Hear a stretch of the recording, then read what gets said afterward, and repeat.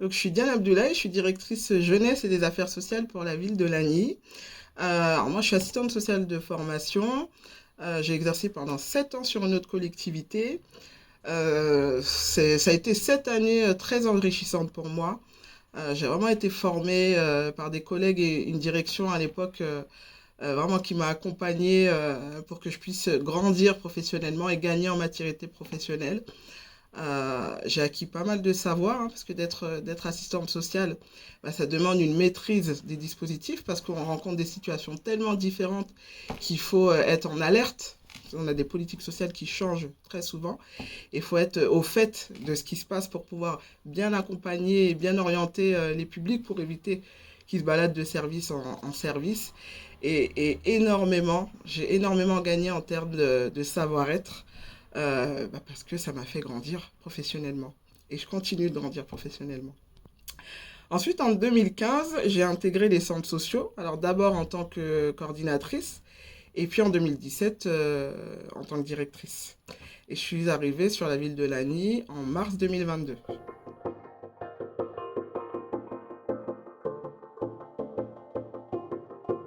Alors sur le secteur social, je gère plusieurs services.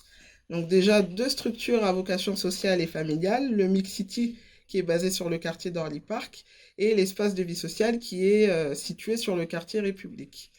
Je dirais que la mission principale de ces deux structures, c'est de répondre aux besoins des habitants avec les habitants. Nous accueillons tout public, donc les familles, les seniors, les personnes seules, tout public sans condition de ressources, sans condition d'âge. Nous avons une attention particulière pour les publics les plus fragilisés socialement et économiquement. L'idée, c'est de les accompagner pour qu'ils puissent progresser dans leur situation. Et pour vous donner un exemple très concret qui va illustrer mes propos, on a traversé une crise sanitaire et sociale, qui ont mis en exergue certaines problématiques telles que l'isolement des seniors, telles que la fracture numérique, la question de la réussite éducative. Et dans la réussite éducative, on n'entend pas forcément la réussite scolaire. Il y a aussi la notion de parentalité, être parent aujourd'hui, avec tous les questionnements éducatifs que ça engendre, la question de la communication parentale, la relation parent-adolescent, la question des réseaux sociaux, la scolarité, plein de questions, plein de questionnements éducatifs auxquels on s'efforce, pour lesquels on s'efforce d'accompagner les parents au quotidien. Et c'est des axes, des enjeux, des problématiques, des besoins qui s'inscrivent comme prioritaires pour notre maire, Monsieur Jean-Paul Michel, et aussi pour Florence Blanchard, notre élue en charge des affaires sociales. Donc d'où la naissance en 2022 de pas mal de projets, hein, comme le soutien scolaire que nous organisons à chaque période de vacances scolaires. Avec la jeunesse, on organise aussi à partir du mois de mai 2023 jusqu'au mois de juin une opération brevet. Ça va être un accompagnement dispensé par des profs sur l'histoire, sur le français, sur l'histoire géo, les mathématiques. On a en 2022 organisé une formation au numérique pour tous. Donc, le public destinataire était les adultes. Donc on a voilà, créé des sessions sur la découverte de l'outil informatique, sur la découverte Internet, comment créer une adresse mail, parce que on est dans une société où tout est dématérialisé et c'était important d'accompagner les publics dans ce sens. On a créé aussi tout un programme autour qu'on a baptisé En route vers l'épanouissement familial, hein. C'est ce que je vous disais précédemment pour accompagner les parents dans leur rôle. Et aussi notre ludothèque qui est là depuis l'ouverture, hein. C'est un vrai lieu ressource en termes de soutien à la fonction parentale.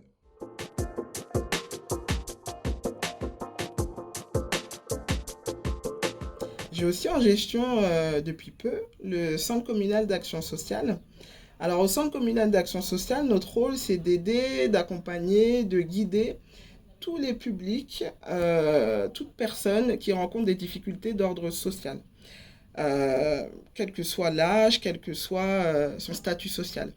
J'insiste sur le toute personne parce que aujourd'hui, c'est pas parce qu'on est cadre, c'est pas parce que on a un super métier et qu'on gagne voilà, suffisamment qu'on est à l'abri d'une difficulté. Voilà, donc peu importe le statut social, peu importe la catégorie socio-professionnelle dans laquelle on se situe, si on rencontre une difficulté, on peut franchir les portes du CCAS. Nos missions, je dirais d'une manière générale, c'est une action de prévention, mais également de développement social pour la commune. Donc au CCAS, nous avons plusieurs services. L'accueil, c'est un service, hein. À l'accueil, vous allez trouver une écoute, vous allez trouver de l'information, de l'accompagnement vers l'accès au droit. On a aussi un service d'aide légale. On a également un service social. Nous avons 2 travailleurs sociaux qui sont là pour accueillir et accompagner toute personne qui sont dans le besoin. On a un service de portage de repas et on a aussi une grosse partie consacrée aux seniors. Donc on a en gestion la résidence pour personnes âgées, la résidence autonomie, la RPA, dans laquelle on déploie pas mal d'activités, hein. On déploie de la sophrologie, on déploie des ateliers socio-esthétiques, de la gym douce, et uniquement dédiés à nos aînés, à nos seniors, pour les accompagner dans cette question, cette notion du bien vieillir. On organise aussi pas mal d'événements pour les seniors. On a l'été dansant, on a la semaine bleue également qu'on organise chaque année. Mais là, on est en pleine réflexion avec l'élu en charge des affaires sociales, Florence Blanchard, qui a envie de développer encore plus cette question du bien vieillir et aussi de créer un dispositif, un projet autour de l'accompagnement des nouveaux retraités. Voilà, donc c'est des projets qui vont demander de la concertation avec nos aînés pour qu'on puisse leur apporter la meilleure réponse possible.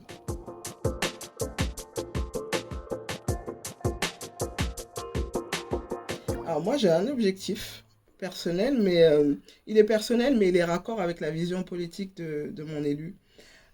J'aimerais créer un dispositif, un service dédié aux personnes en situation de handicap.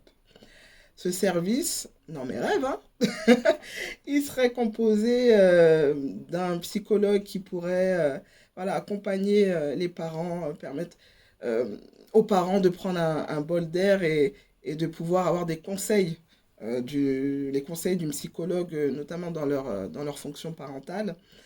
Il serait composé de personnel, d'auxiliaires d'intégration qui viendraient renforcer les dispositifs existants hein, qui émanent de la MDPH sur les temps scolaires, mais nous, on interviendrait sur les temps périscolaires, de manière à ce que les enfants qui en ont besoin bénéficient d'un accompagnement, d'un personnel voilà, dédié pour eux. Voilà, et il serait composé aussi d'un accueil spécifique pour les enfants sans solution. J'apprécie également de travailler avec les habitants et pas pour les habitants.